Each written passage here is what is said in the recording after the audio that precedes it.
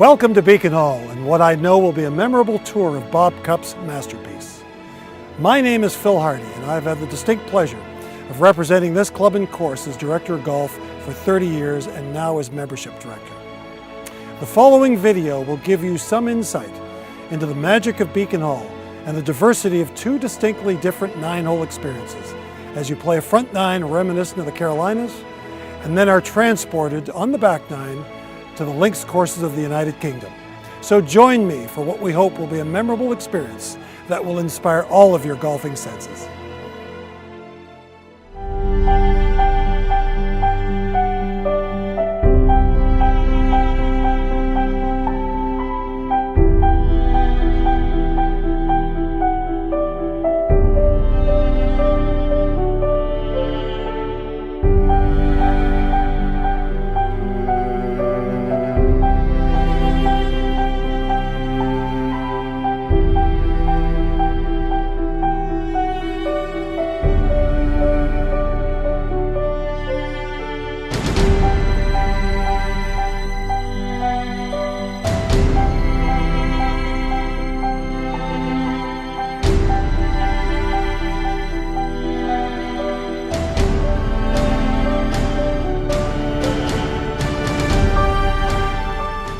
Like any great book that needs to capture the attention of the reader, Beacon Hall's first hole is a classic. The elevated tee allows the golfer to see exactly what is in front of them, starting with a reasonable carryover fescue. While driver is the normal club of choice, a shorter tee shot can catch a downslope just over the fescue. The pin position will determine the optimum side of the fairway to be on. A back left pin creates an advantage from the right of the fairway and vice versa.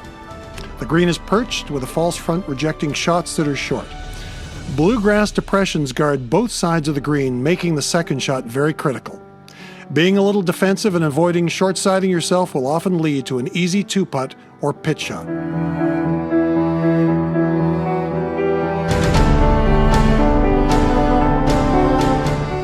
A short par 4 often affords options, as Beacon Hall's second hole showcases. A long hitter should target the fairway bunkers on the right, as a successful tee shot will not only allow for a short wedge into the green, but a better angle to all left pins. The shorter or safer play is to aim left to the fairway. The consequence of the left route is the angle to the green, especially the left pins. Second shots to the left face deep bunkers, and being overly defensive to the right will be penalized by a downslope. The green is bisected by a rise that makes two-putting difficult if the second shot is short or long of the pin.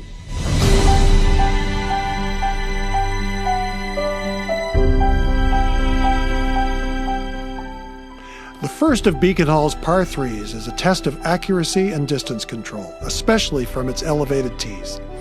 If you are off a little on your distance, a deep bunker awaits the short ball. Long in the back bunker will grab you, leaving a downhill bunker shot. Not anyone's favorite.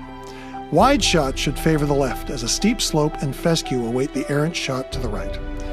The steeply sloped left side of the green will repel anything short left and will send it to the fairway below. The right pin is a true test of shot making.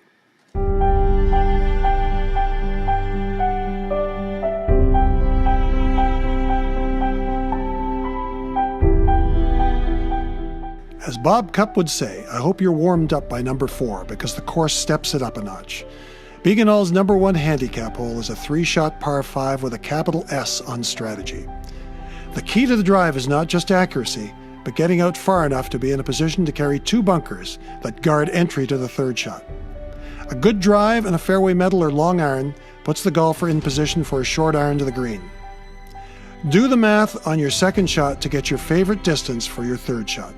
Too long on your second, and you may not like a half wedge from a downhill tight lie. The green is again wide but very narrow, making distance control critical. Short on your third, and 3 deep putt bunkers await. Long, and you have a downhill lie out of bluegrass. All in all, number 4 has earned its reputation as Beacon Hall's number 1 handicap hole.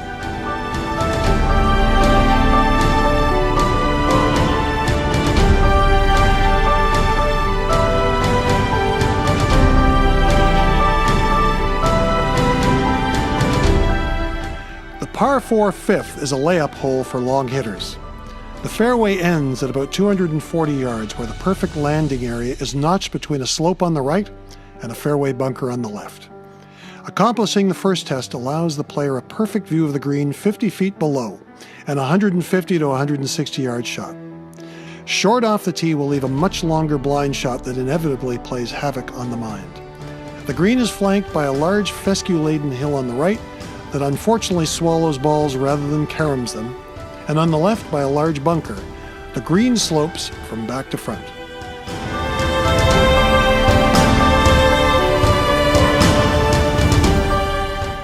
Hole number 6 represents the classic drivable par 4 with a risk-reward feature. A line to the green off the tee requires a forced carry over marsh.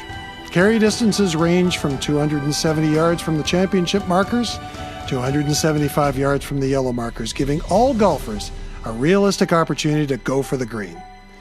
For the vast majority of mortals, the right or safer route off the tee will leave anywhere from 100 to 150 yards to the green.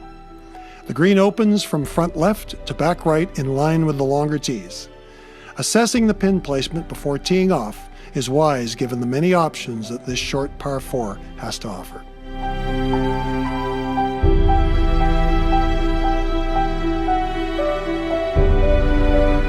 The second of Beacon Hall's par 5s begins with the middle 6, as Bob Cupp refers to holes 7 to 12. This is a chance to pick up a few strokes with 3 par 5s. The tee shot is critical on this 90-degree dogleg to the right, with signal bunkers running up the left side off the tee. Left center is normally the line to get a clear shot at the fairway turn. Short hitters should aim just right of the first bunker. A missed tee shot to the right, while in the fairway, may have no shot other than a chip to the dogleg. Once in position off the tee, this is another 3-shot par 5 where doing the math and leaving yourself a comfortable distance for your third shot is wise. The green is long and narrow and is guarded by a left front bunker that penalizes either an aggressive second shot or a poor third. Shots to the left of the green will find a deep grassy depression, leaving a nasty lob out of lush bluegrass. The green has 2 tiers, making distance control very important.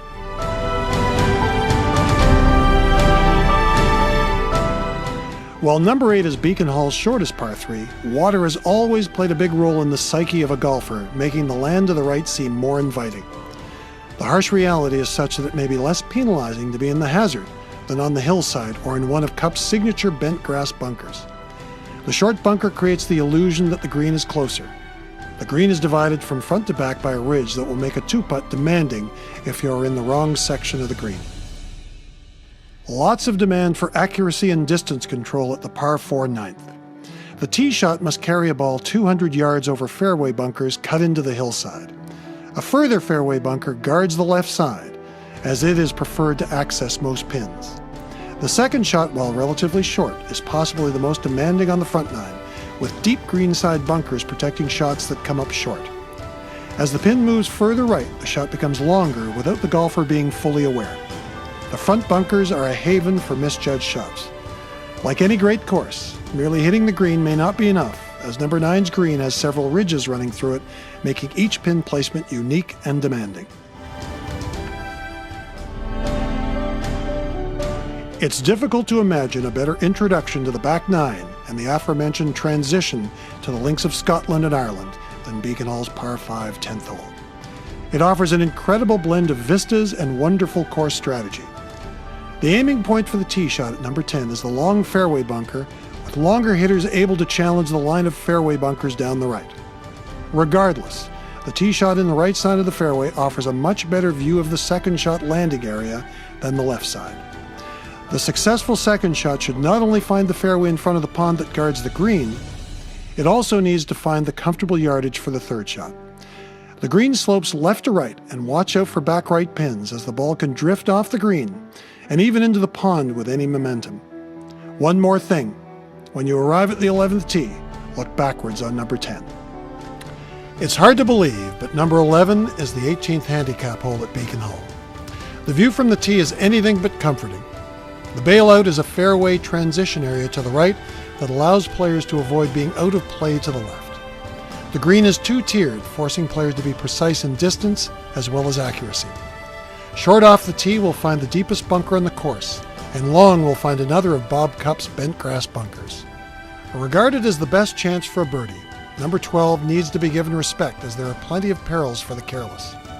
The perfect tee shot challenges the fairway bunker on the left and rests just on the crest of the slope, leaving a perfect view of the green. The next fairway bunker is a signal that the golfer needs to challenge it as the green runs from front left to back right. The back right pin is much more accessible from the left side of the fairway. Making a mistake on your second shot will potentially leave a nasty third regardless of the length. The green is well protected by bunkers to the right and a transition area back left. Watch out for the speed putting toward the front of the green. Aspirations for a birdie can often lead to disappointment and a bigger score than anticipated. Beacon Hall's final 6 holes are as diverse and demanding as you will find anywhere, and there is no better entree than the par 4 13th. This historic hole was the site for many of the Toronto and North York horse shows. The fairway bunkers on the left again signal that the optimum second shot vantage point is from the left. Long hitters can drive over the first jump to the right side of the fairway, but a slight push will end up in an area of bluegrass moguls. The green runs significantly from front left to back right, with the signature pin being the back right position. The pond to the right of the green is the primary hazard to avoid, but if you are too cautious, 2 bunkers await the cowardly, including a deep pot back left. 4 is always a good score at the 13th. The expanse of the hole and the width of the green creates a comfortable feeling, but don't be fooled. The par 3 14th is a tough par with fescue to the right and a valley of sin-like drop-off in the left front section of the green. While rare, a shot over the green will find deep grassy depressions that will make the chip shot to the green sloping away from you very demanding. The green slopes significantly from back to front. The dogleg left par 5 15th is incredibly distinctive with a variety of challenges facing both the longer hitter and the shorter hitter. A deep waist bunker separates routes for the golfer to consider. The left route was designed exclusively for players capable of reaching the green in 2. The carry distance to the left fairway is 270 yards from the black tee. As you would expect, the left is well guarded with multiple bunkers and fescue. Playing right of the bunker establishes the 15th as a true 3-shot par 5. Once accomplished, the second shots require precision and thought as perils await both routes. The heroic route will ask the golfer to hit a long iron or fairway wood over or around a solo white pine to a green guarded by fescue on the left and deep bunkering on the right. The green is very difficult with a false front, rejecting all shots that come up short, and an upper tier to the back left. Consistently regarded as one of the best 18 holes in Canada, Beacon Hall's par 3 16th is the big ticket.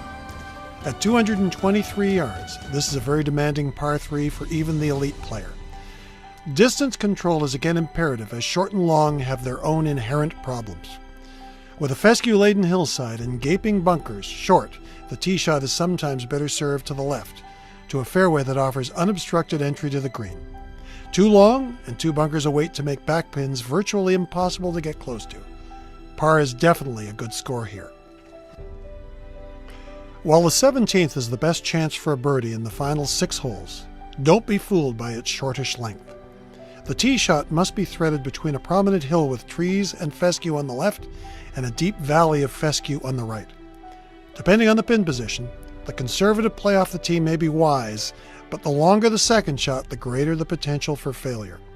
The green runs from front right to back left, with the back left pin being longer than it looks. The second shot must be precise, with a water hazard penalizing shots short left and a deep bunker gathering most shots long. Don't get too cocky about number 17. Hole number 18 is the culmination of Beacon Hall's 2 experiences. The tee shot showcases the finish to the links of the back 9, and the second shot reminds us of the Carolinas and the front 9. As has been the case throughout the course, Bob Cupp offers a couple of choices off the tee. For the medium hitter, a plateau awaits to offer the golfer 175 yards to an elevated green. For the long hitter, there's a chance to carry the dogleg. The gamble involves carrying tall white pines at the corner. The second shot is uphill to a green with tiers back left and right. While the middle of the green is a good play, 2 putts are very difficult if the pin is in either of the back positions. Short left coming into the green will find one of 3 bunkers, and right will find a single bunker that seems to attract balls like a magnet.